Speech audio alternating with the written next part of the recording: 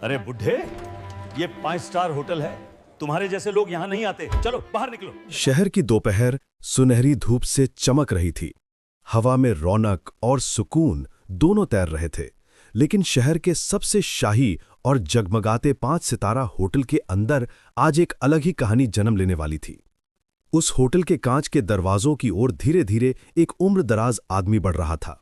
साधारण कुर्ता पायजामा, झुकी हुई कमर, हाथ में पुराना सा झोला और एक लकड़ी की छड़ी। नाम था गंगा प्रसाद। देखने में कोई साधारण बुजुर्ग, पर किसकी कहानी सिर्फ दिखावे पर समझ आई है। जैसे ही वो गेट तक पहुंचे, सुरक्षा में खड़ा गार्ड तमतमा गया। भौहें सुकड़ी और स्वर में बेअदबी तैर गई। बाबा, यहां क्या कर रहे हो? ये कोई साधारण जगह नहीं है, गलत जगह चले आए हो शायद। गंगा प्रसाद की मुस्कान शांत थी, जैसे समय ने उन्हें बहुत कुछ सिखा दिया हो। बेटा, मेरी यहां बुकिंग है, उसी के बारे में पूछना था। गार्ड हंस पड़ा, उसका साथी भी खिलखिला उठा। अरे सुनो, बाबा कह रहे हैं कि इनकी यहां बुकिंग है। ये होटल तो बड़े बड़े साहब लोग इस्तेमाल करते हैं, यहां बैठे बैठे करोड़ों के डील होती हैं। बाबा, कहीं आपको कोई गलत जगह का पता तो नहीं दे दिया?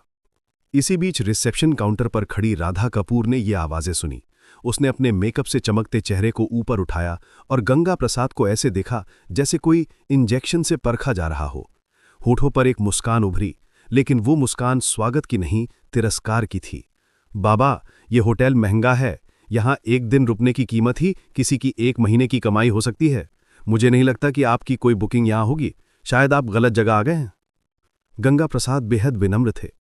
बेटी, एक बार चेक कर लो, अगर गलती होगी तो मैं खुद चला जाऊंगा।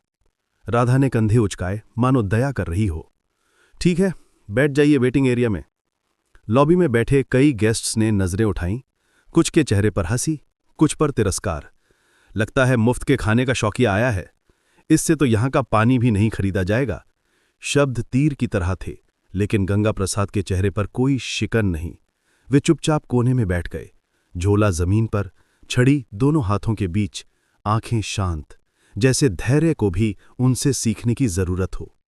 1 घंटा बीत गया, कोई नहीं आया। राधा हर थोड़ी देर में उन्हें देखकर अपने स्टाफ से कहती, इसे यहां बैठाने से होटल की इमेज खराब हो रही है। लोग हंसते, खिलखिलाते, चलते फिरते और अपनी दुनिया में डूबे रहते थे। पर उसी होटल का एक छोटा कर्मचारी, अर्जुन शर्मा, वो इस मौन में छुपा हुआ तूफान महसूस कर रहा था। वो धीरे से उनके पास गया। बाबा, क्या कोई मदद कर दूं? आप कब से बैठे हैं?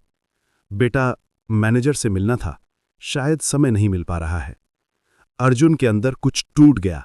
वो तेज कदमों से मैनेजर विक्रम खन्ना के केबिन में गया,